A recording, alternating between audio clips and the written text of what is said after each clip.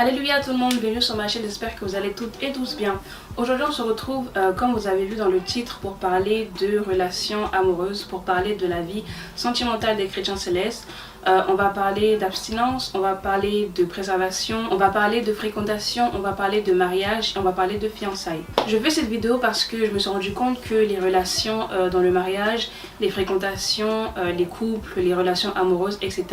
sont un sujet qui est assez tabou dans l'église, surtout les relations sexuelles en elles-mêmes. Et ça c'est quelque chose que j'avais déjà évoqué dans ma vidéo concernant l'amour, la partie où je vous parle de l'amour avec un grand A, l'amour charnel, l'amour d'un partenaire, etc. Je trouve que les relations sexuelles avant le mariage ou l'impudicité, les moralités sexuelles, etc. sont des choses qui sont très banalisées dans notre église. Pourtant ce sont des péchés, c'est un péché comme un autre. Donc à travers cette vidéo, j'espère pouvoir trouver les bons mots pour vous édifier et pour vous rapprocher de Dieu. Sachez que je ne suis pas ici pour vous juger, on a tous fait des erreurs, personne n'est parfait, tous les chrétiens célestes sont des pécheurs, mais j'aimerais que le sujet de cette vidéo puisse toucher et exhorter un maximum de personnes. Et je fais aussi cette vidéo pour m'adresser directement aux jeunes parce que le couple, les fiançailles, les relations sexuelles, etc. normalement c'est quelque chose qui est réservé aux mariés, à un homme et à une femme qui sont mariés devant Dieu et devant les hommes, mais à cause d'un manque d'éducation et à cause d'un manque de prévention, surtout beaucoup de chrétiens célestes, beaucoup de jeunes chrétiens célestes se lancent dans des relations sans demander l'avis de Dieu et sans avoir une réelle connaissance du sujet. Et comme d'habitude sur ma chaîne, je vais seulement vous dire des vérités, d'accord? Je vais vous dire ce qui est écrit dans la Bible, ce qui est écrit dans la constitution de notre église et les préceptes de notre église concernant le couple, les fiançailles, le mariage, etc. Donc certes, je ne suis pas là pour vous accabler, mais il faut quand même que je vous dise la vérité. Alors avant même de commencer la vidéo, je tiens à préciser encore une fois que je fais cette vidéo surtout pour les jeunes. Et la plupart de mes vidéos d'ailleurs je m'adresse directement aux jeunes parce que je trouve que les jeunes chrétiens célestes, peu importe le diocèse, peu importe la paroisse, j'ai l'impression que les jeunes chrétiens célestes ne sont pas assez encadrés non seulement par leurs parents mais également par les autorités de certaines paroisses. Et je pense aussi que s'il y a énormément de désordre parmi la jeunesse chrétienne céleste, c'est parce que certains jeunes prennent l'exemple sur les adultes, ils prennent exemple sur leurs parents et vu que leurs propres parents ou les adultes qui sont dans l'église ne se comportent pas forcément bien, ces jeunes là prennent exemple sur eux. Donc premièrement parlons de l'abstinence. L'abstinence, qu'est-ce que c'est? C'est le fait de se priver de quelque chose. Donc ici dans le cadre de cette vidéo, l'abstinence c'est le fait de se préserver de rapports sexuels avant le mariage. Donc je rentrerai dans les détails au fur et à mesure de la vidéo, mais je vais pour le moment vous édifier avec 3 versets de la Bible qui parlent de l'abstinence et qui donnent aux chrétiens célestes des raisons de s'abstenir. C'est pourquoi l'homme quittera son père et sa mère et s'attachera à sa femme, et ils deviendront une seule chair. Ne savez-vous pas que vos corps sont les membres du Christ? Prendrai-je donc les membres du Christ pour en faire les membres d'une prostituée? Loin de là. Ne savez-vous pas que celui qui s'attache à la prostituée est un seul corps avec elle? Car il est dit, les deux deviendront une seule chair. Mais celui qui s'attache au Seigneur est avec lui un seul esprit. Quelque autre péché qu'un homme commette, ce péché est hors du corps. Mais celui qui se livre à l'impudicité pêche contre son propre corps. Ne savez-vous pas que votre corps est le temple du Saint-Esprit qui est en vous, et que vous ne vous apparteniez pas à vous-même, car vous avez été rachetés à un grand prix. Glorifiez donc Dieu dans votre corps et dans votre esprit qui appartiennent à Dieu. Bien-aimés, je vous exhorte comme étrangers et voyageurs sur la terre, à vous abstenir des convoitises charnelles qui font la guerre à l'âme. Ayez au milieu des païens une bonne conduite, afin que là même où ils vous calomnient comme si vous étiez des malfaiteurs, ils remarquent vos bonnes œuvres. Et glorifiez Dieu au jour où il les visitera. Donc j'ai choisi ces versets-là en particulier parce que le premier parle de l'union entre l'homme et la femme uniquement dans le cadre du mariage. C'est quand un homme va quitter chez lui, quitter ses parents pour aller chercher sa femme et créer son foyer avec elle, qui pourra s'attacher à elle et qui pourra avoir des rapports avec elle. Le deuxième verset parle de la souillure. Ce verset-là en particulier nous dit que notre corps est le temple de Christ et surtout notre cœur est le temple de Christ. Donc un temple étant un endroit précieux, étant un endroit qui est dédié à Dieu, on ne peut pas laisser tout le monde entrer dans ce temple. Donc de la même manière que notre corps appartient à Christ, il faut le sanctifier, il faut le purifier. Et toujours dans le domaine de la souillure, la fin du deuxième verset ainsi que le troisième verset nous parle de la conduite des chrétiens en général. Donc c'est en rapport avec ce que je disais tout à l'heure. La Bible nous dit que là où les païens se conduisent mal, là où ils font la débauche, où ils font l'iniquité, on peut dire que les païens sont les gens du monde. Nous, chrétiens célestes, on doit avoir une bonne conduite et se démarquer d'eux.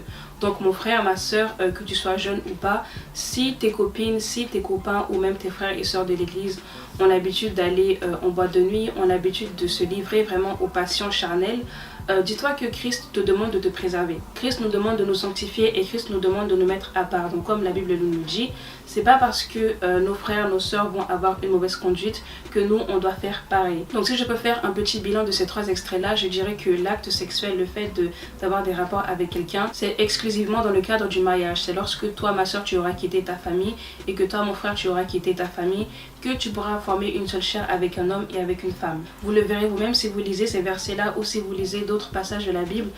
Dieu n'a pas écrit noir sur blanc, chrétien céleste tu ne coucheras pas avant le mariage. Dieu a utilisé un langage très subtil et il a parlé à ses enfants en parabole. Donc c'est à nous maintenant chrétiens célestes d'avoir l'esprit de discernement, d'avoir l'esprit de compréhension et d'assimiler ce que Dieu nous dit. Il faut essayer de comprendre les textes et comprendre ce que nous dit la parole et pas se fier à ce qu'il y a dans le monde. Et comme je le disais au début de cette vidéo, si le péché sexuel est aussi banalisé dans notre église, c'est parce que les adultes ne montrent pas vraiment le bon exemple et 2 parce que Dieu parle d'une manière subtile à ses enfants. Du coup, puisque ce n'est pas écrit noir sur blanc, certains font comme si Dieu n'avait jamais demandé ça à ses enfants. L'abstinence a une très grande importance chez nous les chrétiens célestes. Pourquoi?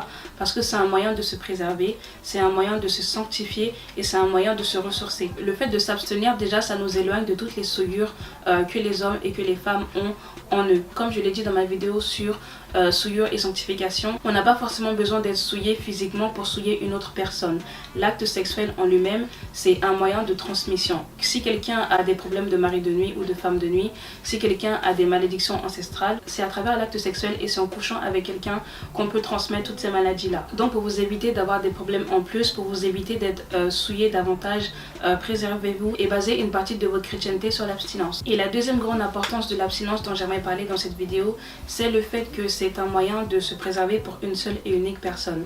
Comme je l'ai dit dans ma vidéo sur l'amour, la dernière partie de ma vidéo sur l'amour, tous les chrétiens célestes, on est tous amenés à être mariés à quelqu'un que Dieu aura choisi. On a tous un partenaire d'esprit, on a tous une âme sœur quelque part, mais il faut être patient afin que Dieu fasse le travail qu'il faut pour mettre cette personne-là dans notre vie. Pour vraiment entrer dans une union qui est sanctifiée, une union qui a été préservée, une union qui est bénie par Dieu, il faut que l'homme et la femme soient saints, non seulement d'esprit mais aussi de corps. Donc c'est pour ça que c'est important de rester chaste, c'est important de rester pieux, c'est important de rester pur pour une seule et unique personne. Vous ne voulez pas entrer dans une union où vous êtes celui qui souille l'autre, vous êtes celui qui apporte la malédiction, vous êtes celui qui apporte la souillure, mais en tant que chrétien céleste, on veut entrer dans une union où on est sanctifié d'âme, de corps et d'esprit, où on est pur, où on est chaste et où on n'a pas de maladie qui pourra affecter notre partenaire. Et puis le fait de s'abstenir, non seulement ça nous fait du bien à nous aussi parce que on a un corps qui est sain, mais ça fait aussi plaisir à Dieu. Dieu se dira que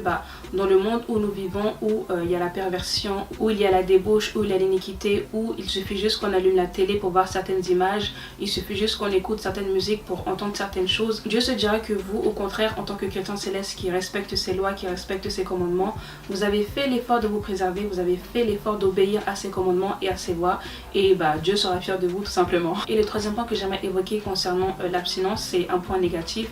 Comme je l'ai dit au début, le fait de coucher avant le mariage, surtout avec quelqu'un qui ne nous est pas destiné, c'est s'attirer des souillures, c'est s'attirer des problèmes qu'on ne veut pas, c'est s'attirer des malédictions, etc. Donc j'incite vivement les chrétiens, que vous soyez jeunes ou pas, à vous abstenir, à demeurer dans l'abstinence et à vous préserver pour une seule et unique personne. Maintenant, si vous êtes adulte ou si vous avez déjà eu des rapports sexuels avant le mariage, j'ai envie de vous dire, Dieu est miséricordieux. Si vraiment vous vous repentez, que vous faites une prière de rémission des péchés et que vraiment vous désirez vous préserver maintenant, si vraiment vous faites ce choix-là, si ce choix-là vient du cœur, si c'est vraiment sincère, Dieu vous pardonnera et Dieu permettra que vous soyez chaste de nouveau. Sachez qu'il n'est jamais trop tard pour se repentir, peu importe l'âge, peu importe l'ancienneté dans l'église. C'est vraiment que vous ayez 17 ans, 16 ans, 15 ans, 20 ans, 25 ans, 30 ans ou même 50 ans. Si vous prenez aujourd'hui même la décision de devenir ou de redevenir chaste, pur avant le mariage, Dieu sera avec vous et il vous pardonnera et il permettra que vous puissiez vous préserver pour une seule et unique personne. C'est vrai que j'entends souvent des chrétiens célestes se trouver des excuses pour ne pas se préserver. Apparemment c'est trop dur ou tout le monde le fait, etc. Mais comme je l'ai dit au début de la vidéo, nous, on doit se démarquer des autres. On doit se démarquer des gens du monde et on ne doit pas avoir le même comportement qu'eux. Donc c'est vrai que nous vivons dans un monde qui est très perverti, surtout ici en Europe, mais la religion doit passer avant tout, Dieu doit passer avant tout. Donc faites l'effort de respecter ce qu'il nous dit et d'obéir à ses voies et à ses commandements parce que c'est bénéfique pour nous. Peut-être que sur le moment vous allez prendre du plaisir, ça va être bien, ça va être agréable, mais les conséquences qu'il y aura plus tard sur vous, sur votre vie spirituelle, sur votre vie charnelle, ça sera terrible. Donc pour vous éviter cela, la Bible nous demande, Dieu nous le demande de nous préserver jusqu'au mariage. L'abstinence, malgré ce que beaucoup pensent, c'est pas quelque chose de si difficile que ça. C'est pas une torture, c'est pas quelque chose qui est difficile à vivre. J'ai envie de vous dire, quand vous avez la détermination de respecter ce que Dieu nous demande, quand vous avez la conviction et quand vous voulez tout simplement obéir à ce que Dieu vous dit, c'est facile de se préserver. Si jamais vous avez des hommes autour de vous qui vous tournent autour, qui vous draguent beaucoup, soyez franche et honnête avec ces hommes-là et dites-leur clairement que vous n'êtes pas intéressé. Et si vous êtes un homme, qu'il y a beaucoup de femmes autour de vous, les sœurs de l'église vous draguent, les mamans de l'église vous draguent, soyez franc avec ces femmes-là et dites-leur que vous n'êtes pas intéressé. C'est aussi simple que ça. Et concernant ce mythe que c'est plus facile pour une femme de se préserver que pour un homme, les hommes ont des pulsions, les hommes sont beaucoup plus... Tout ça c'est faux. Si vous êtes un homme d'esprit, si vous êtes une femme d'esprit, il n'y a pas de différence concernant le sexe en lui-même. Parce que j'entends beaucoup dire qu'apparemment c'est beaucoup plus difficile pour un homme de se contenir, de se préserver que pour une femme. Encore une fois, ça c'est un mythe que notre société a inventé. N'oublions pas que nous vivons dans une société qui est patriarcale, donc qui est dominée par les hommes. Et du coup, les hommes se trouvent des excuses pour ne pas obéir au commandement de Dieu. Nous sommes chrétiens célestes, donc Dieu doit être au-dessus de toutes choses. Si Dieu demande aux hommes et aux femmes de se préserver, les hommes et les femmes doivent se préserver. Il n'y a pas de différence entre les deux. Si vraiment c'est dur pour vous de vous préserver, si vous avez du mal à ne pas avoir des rapports avec quelqu'un, priez et demandez à Dieu qui vous assiste, demandez à Dieu qui vous donne la force de résister au péché et vous verrez que Dieu, avec son aide, il sera avec vous, il saura vous aider et vous assister dans cette mission-là. La deuxième partie de cette vidéo va plus être axée sur les fréquentations, le pré-couple et les fiançailles. Alors comme je l'ai déjà mentionné dans ma vidéo sur l'amour, j'ai une conception assez particulière de l'amour, comme je vous l'ai dit. Pour moi, quand Dieu crée un homme, il crée une femme. Donc chaque femme est extraite de la côte d'un homme et chaque homme a une côte en moins que Dieu a utilisée pour former une femme. Donc on est tous amenés à se marier, on est tous unis à quelqu'un sur cette terre. Il suffit juste d'être patient et d'attendre que cette personne-là arrive vers nous. Et imaginons par exemple que vous êtes un jeune chrétien céleste, un homme, une femme, que vous êtes dans la sanctification. Vous vous préservez pour une seule personne et tout. Et puis un beau jour, vous rencontrez quelqu'un. Un homme entre dans votre vie ou une femme entre dans votre vie. Votre réflexe à ce moment-là, c'est de prier. Demandez à Dieu, Seigneur, est-ce que cet homme-là qui s'est approché de moi vient de ta part, ou est-ce que cette femme-là qui s'est approchée de moi vient de ta part? Parce que oui, il ne faut pas oublier que lorsque vous avez pris la décision de vous préserver, ça c'est quelque chose qui ne plaît pas du tout au malin. Donc il va vous envoyer plein de femmes, il va vous envoyer plein d'hommes qui auront pour but de vous tenter, qui auront pour but de vous déstabiliser et qui auront pour but, parlons et disons-le clairement, qui auront pour but de coucher avec vous. Quand ces hommes-là et ces femmes-là arrivent dans votre vie, il faut absolument se mettre à genoux et demander à Dieu, est-ce que ce garçon-là vient de toi? Est-ce que cette femme-là vient de toi? Si Dieu vous dit non mon enfant, cette femme-là, cet homme-là ne vient pas de moi mais c'est un envoyé du diable pour te souiller, pour te nuire, vous vous éloignez de cette personne-là et vous faites en sorte de ne pas avoir un quelconque rapport, de ne pas parler à cette personne-là. Maintenant, si Dieu vous dit oui, ça sera un peu plus complexe. Ça sera complexe dans le sens où c'est pas parce que Dieu vous envoie officiellement votre âme sœur que directement il faut se rusher, il faut se précipiter et il faut aller avec cette personne-là. Même dans la fréquentation, même dans les fiançailles, il faut essayer de demeurer dans la sanctification et de faire passer Dieu avant toute chose. Une autre possibilité, c'est que voilà, vous avez la vision, vous avez la prophétie, vous avez le don de songe et plusieurs fois vous voyez ce même frère-là en vision, en songe, plusieurs fois vous avez la même femme en tête. Dans ce cas-là, il faut aussi demander confirmation à Dieu parce que c'est peut-être Dieu qui est en train de vous révéler l'identité de votre partenaire ou c'est peut-être le malin qui essaie de vous troubler, qui essaie de vous faire douter. Ou c'est maintenant c'est une démarche que vous-même vous avez entreprise, c'est-à-dire que vous-même vous avez demandé plusieurs fois à Dieu de vous révéler votre partenaire, de vous révéler son identité et que Dieu décide finalement de vous révéler qui est votre partenaire. Moi je vous conseillerais de ne rien faire. Je vous conseillerais de plutôt attendre que Dieu fasse ce qu'il a à faire, que Dieu prépare le terrain pour vous unir à cette personne-là, plutôt que d'aller voir la personne et lui dire voilà, Dieu m'a révélé que tu étais mon mari, Dieu m'a révélé que tu étais ma femme. Ça peut brusquer quelqu'un d'entendre ce genre de paroles, donc si vraiment je peux vous donner un conseil, ça serait d'attendre. Attendre que Dieu prépare le terrain, que Dieu vous unisse lui-même à cette personne-là, que Dieu révèle également votre identité à votre partenaire, plutôt que de vous-même prendre l'initiative d'aller le faire. Le troisième conseil que je peux vous donner concernant la fréquentation en elle-même, concernant les fiançailles, maintenant que vous êtes au courant de qui est votre partenaire, qui est votre mari d'esprit, qui est votre femme d'esprit, je vous conseillerais moi de commencer sur une base d'amitié. commencez à apprendre à connaître cette personne-là, commencez à la découvrir, à savoir qui elle est, à savoir ce qu'elle aime faire dans la vie, même en dehors de l'église, et commencez à connaître cette personne-là avant de vous engager dans une relation amoureuse. Commencez d'abord sur une base amicale, vous verrez que plus tard, ça va vous aider pour être beaucoup plus complice avec votre partenaire. Et si ça peut vous aider même à patienter, dites-vous que cette amitié-là, elle va pas durer éternellement. Bientôt, cette amitié-là va se transformer en amour et que vous êtes déjà unis par Dieu. Donc, il faut maintenant que vous aussi, vous fassiez l'effort de construire une relation qui est saine. Saine dans le sens où qui est basée sur la sanctification, qui est basée sur la prière. Et une fois de plus, maintenant que Dieu vous a révélé l'identité de cette personne-là, priez pour que Dieu vous accorde la patience, priez pour que Dieu vous accorde la détermination d'attendre et ne vous rushez pas vers cette personne-là pour lui dire voilà, Dieu m'a dit que tu étais ma femme, Dieu m'a dit que tu étais mon mari, parce que ça peut faire peur à certaines personnes. Maintenant, concernant les fiançailles en eux-mêmes, donc Dieu vous a révélé auparavant à tous les deux qui était votre partenaire, donc vous avez attendu que Dieu révèle à l'autre que vous étiez son partenaire. Vous êtes tous les deux au courant que vous êtes faits l'un pour l'autre, Dieu vous l'a révélé, Dieu vous l'a confirmé, etc. Maintenant, basez cette préunion-là, basez cette fréquentation sur la sanctification et la chasteté. Le meilleur conseil que je peux vous donner, c'est de prier l'un pour l'autre et de prier pour votre union. Ce que j'appelle les fréquentations, c'est la base de préunion. C'est les pré-fiançailles. Donc vous vous êtes rencontrés, vous avez appris à vous connaître, vous vous fréquentez pendant un certain temps. Donc ça peut durer 1 an, 2 ans, 3 ans, 4 ans. Ensuite vous vous fiancez et puis 1 an après les fiançailles, vous vous mariez.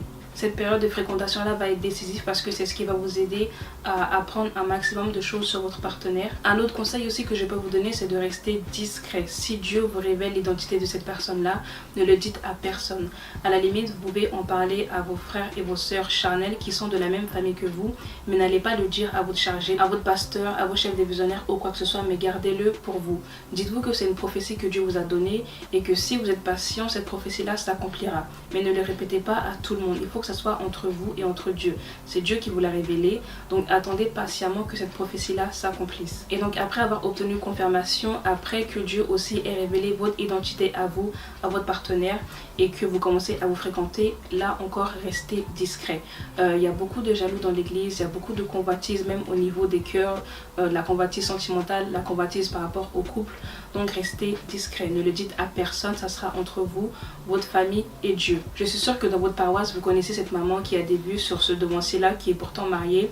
Je suis sûre que vous connaissez un frère qui a des vues sur cette sœur-là. Donc voilà, la convoitise, la jalousie, c'est quelque chose qui règne dans notre église malheureusement. Donc quand Dieu vous révèle quelque chose qui est aussi important que ça, quelque chose qui va déterminer votre avenir, il faut en parler à personne. Gardez-le pour vous et gardez-le avec votre partenaire. Maintenant, quand vous êtes dans les fiançailles ou dans les fréquentations, parlez-en à votre famille, ok, parlez-en à vos parents, à vos frères et à vos sœurs, mais c'est tout. Si vraiment vous avez des gens qui sont dignes de confiance autour de vous, un chef divisionnaire ou un mentor ou quelqu'un qui peut vous assister à l'église, essayez de mettre votre union en prière, essayez de demander à Dieu qu'il vous assiste et essayez d'avoir des gens qui sont dignes de confiance autour de vous. Parlez-en vraiment à très peu de personnes parce que ça peut vous affecter.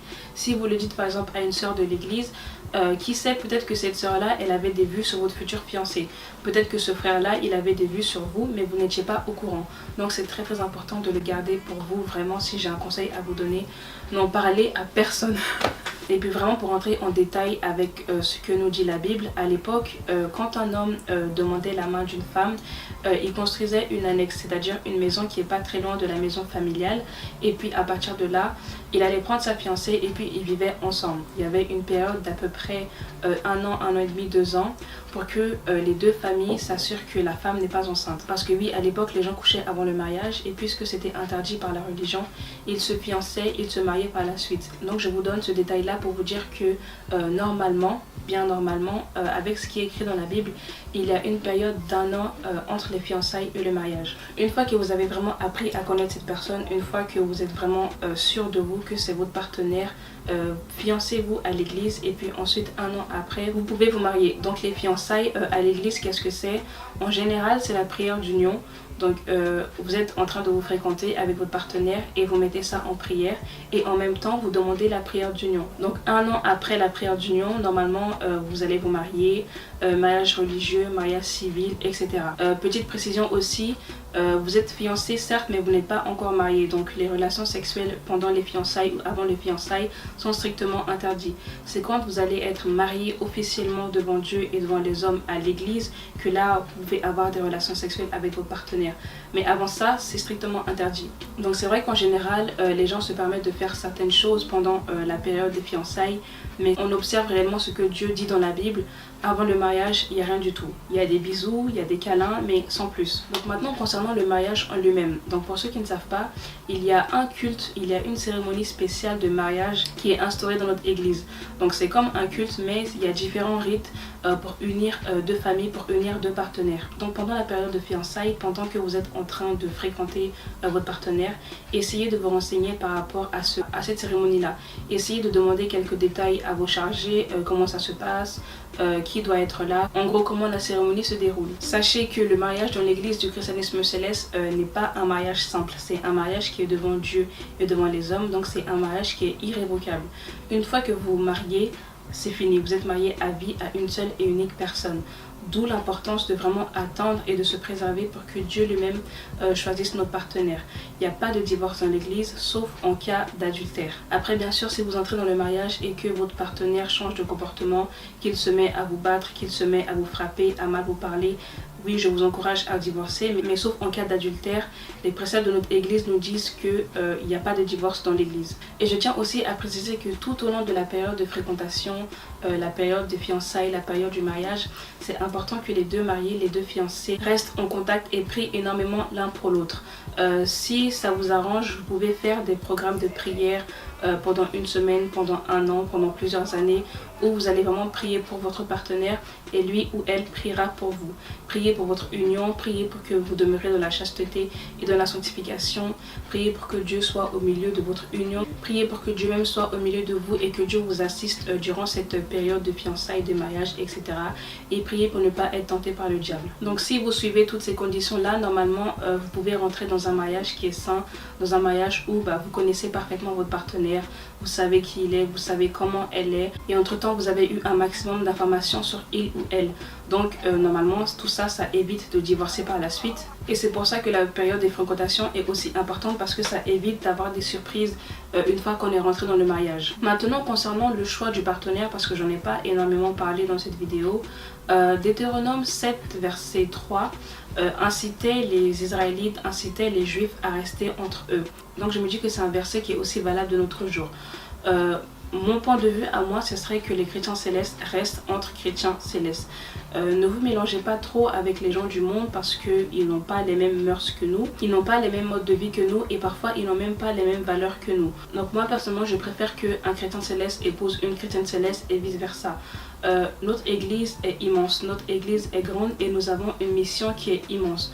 Donc pour préserver la race des chrétiens célestes, je trouve que c'est mieux personnellement qu'un chrétien céleste se marie avec une chrétienne céleste. Si vraiment vous êtes à la recherche d'un partenaire, tournez plus vos regards vers les gens de votre église, vers les gens qui sont comme vous, vers les gens qui ont les mêmes valeurs et les mêmes principes que vous. Maintenant, c'est pas tous les chrétiens célestes qui ont un bon cœur, qui ont un bon fond.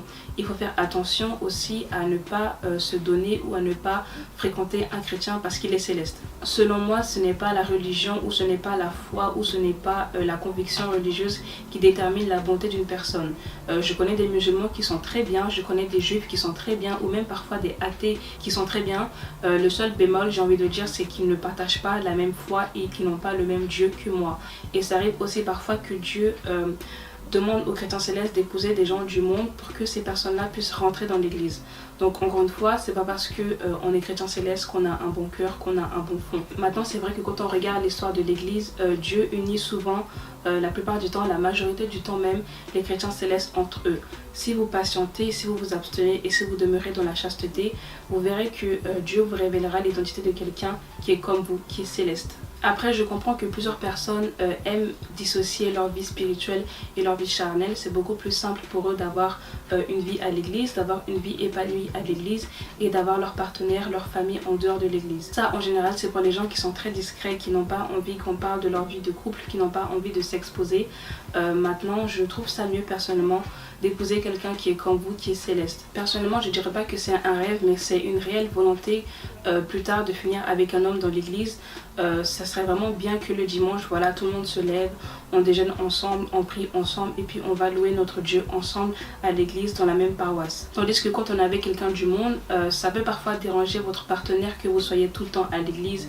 Si vraiment vous êtes un homme ou une femme d'esprit, une femme de Dieu, vous allez voir que vous allez passer énormément de temps à l'église et ça peut affecter votre vie amoureuse. Votre partenaire va se demander mais pourquoi il ou elle est tout le temps à l'église, pourquoi il ou elle n'est jamais avec moi, et ça peut créer, être un sujet de dispute. Donc pour moi personnellement, c'est mon avis à moi personnel, je trouve que c'est mieux que le chrétien céleste soit avec une chrétienne céleste. Maintenant, voilà, Dieu sait ce qu'il fait. Parfois, il unit des gens qui sont dans le monde avec des chrétiens célestes et ça se passe très très bien.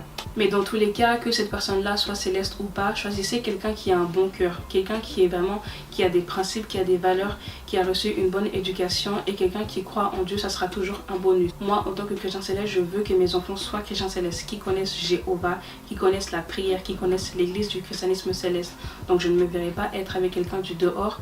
Maintenant, si vous voulez que vos enfants soient juste chrétiens ou soient juste croyants, vous pouvez être avec des gens du monde. Après, concernant l'ethnie, l'origine, le pays, etc., c'est à vous de voir. Si vous êtes ivoirien comme moi et que vous voulez être avec un ivoirien, et c'est pas discutable, c'est à vous de voir. Si vous êtes nigérien, camerounais, ghanéen, peu importe, et que vous voulez être avec quelqu'un de votre pays, c'est à vous de voir. Mais dans tous les cas, attendez plutôt que Dieu vous révèle l'identité de quelqu'un, que Dieu vous montre votre partenaire. Parce que, encore une fois, je tiens à le répéter, il n'est pas dit que un homme chrétien céleste et une femme chrétienne céleste vont forcément s'entendre. Il n'est pas dit qu'un Ivoirien ou une Ivoirienne vont forcément s'entendre. Basez plutôt votre vie sentimentale et votre vie amoureuse sur ce que Dieu vous dit et sur ce que Dieu vous montre. C'est Dieu qui choisit nos partenaires. Nous, en fait, on n'a pas à aller comme ça dans la nature et choisir quelqu'un pour être à nos côtés. C'est à Dieu de choisir. Et j'ai même envie de vous dire, quand Dieu vous révèle l'identité de quelqu'un, quand Dieu vous montre qui est votre partenaire, ne discutez même pas. N'essayez pas de choisir ou n'essayez pas de modifier le plan de Dieu parce que Dieu sait ce qu'il fait. Encore une fois, quand vous avez été créé, vous avez un partenaire qui a été créé avec vous. Dieu sait ce qu'il fait, il connaît le passé, il connaît le présent, il connaît le futur. Donc, s'il vous a uni à cette personne-là, c'est pas pour rien. Donc, concernant la vie sentimentale, faites confiance à Dieu tout simplement. Faites-lui confiance et dites-vous que c'est votre Père. Il sait ce qui est mieux pour vous. Et peu importe ce qu'il vous demande de faire, ne discutez pas ses ordres et mettez-les en pratique tout simplement. Maintenant, concernant le mariage en lui-même, je ne vais pas me permettre de vous donner des conseils aux gens qui sont mariés parce que je suis pas mariée moi-même, mais basez votre mariage en tout cas sur ce que Dieu vous dit. Soyez comme les femmes de la Bible et soyez comme les hommes de la Bible. Prenez exemple sur Abraham, sur Sarah, sur les couples mariés dans la Bible et vous verrez que ça sera plus facile pour vous d'être en communion parfaite avec votre partenaire. Peu importe ce que vous allez faire, peu importe où vous allez aller, il faut baser votre union sur ce que Dieu vous dit de faire. Si vous voulez déménager, demandez à Dieu. Si vous voulez faire des enfants, demandez à Dieu. Si vous voulez vous marier, demandez à Dieu. Si vous voulez vous fiancer, demandez à Dieu. Tout ce que vous allez faire, tout ce que vous allez dire concernant votre vie sentimentale, il faut mettre tout ça entre les mains de Dieu. Donc pour faire un petit bilan de cette vidéo, j'incite premièrement tous les chrétiens célestes, que vous soyez des hommes, que vous soyez des femmes, que vous soyez jeunes, que vous soyez âgés, à vous préserver et à demeurer dans l'abstinence. J'incite tout le monde, tous ceux qui veulent être en couple, tous ceux qui ont envie de se marier, à d'abord œuvrer pour Dieu, à d'abord donner votre vie à Christ et puis ensuite voyez pour le mariage, les fiançailles, etc. Et puis quand le moment est arrivé, quand le moment est opportun pour vous de vous marier, basez ce mariage-là, basez cette union-là, basez ces fiançailles, etc. sur la parole de Dieu. Mettez Dieu au centre de toutes choses, mettez Dieu avant toute chose, mettez même Dieu avant votre partenaire. Normalement, il y a Dieu et puis ensuite il y a la famille, il y a le travail, etc. Mettez ce que Dieu vous dit en avant et mettez les préceptes et les commandements de Dieu en pratique. Ensuite, concernant les fiançailles, les fréquentations, etc. C'est vrai que ça fait très plaisir quand Dieu vous révèle avec qui vous êtes, avec qui vous devez être. Mais n'oubliez pas les commandements. Demeurez dans la sanctification charnelle et spirituelle avec votre partenaire et basez cette union-là sur la prière. Si toi, ma soeur, tu as un fiancé, prie énormément pour lui, pour sa vie à l'école, pour sa vie dans le boulot, pour sa vie professionnelle, pour sa vie spirituelle, etc.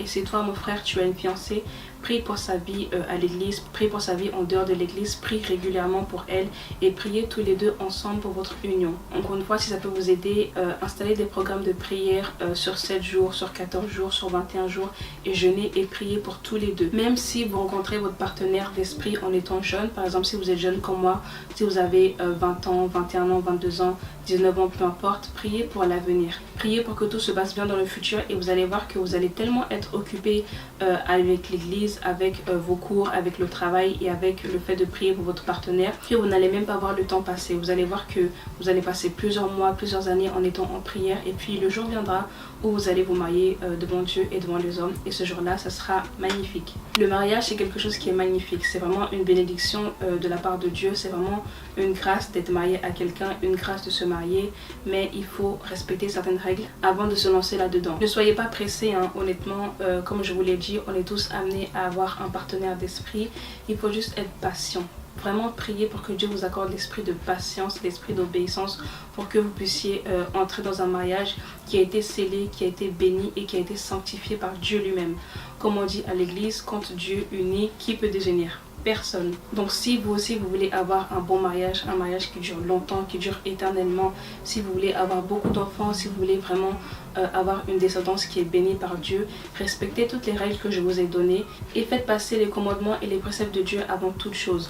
On est certes jeune, on vit dans un monde qui est pervers, surtout ici en Europe, surtout ici en France, mais faites passer Dieu avant toute chose et vous verrez sa gloire. Donc voilà, c'est la fin de cette vidéo, j'espère qu'elle vous a plu. N'hésitez pas à aimer, n'hésitez pas à commenter, n'hésitez pas à vous abonner si vous êtes d'accord avec ce que j'ai dit ou pas d'ailleurs. N'hésitez pas à me donner en commentaire vos propres avis concernant les fiançailles, concernant le mariage, concernant les fréquentations. J'espère vraiment que vous avez compris le message que j'ai essayé de faire passer à travers cette vidéo. Je suis là pour dire la vérité, je ne suis pas là pour vous juger ou pour vous accabler sur les erreurs du passé. Donc encore une fois, demeurez dans la chasteté, demeurez dans la sanctification de corps et avant toute chose obéissez aux commandements et aux voies de Dieu. Comme d'habitude, je vous fais de gros bisous et on se dit à dans 2 semaines pour une nouvelle vidéo Chrétienne Céleste.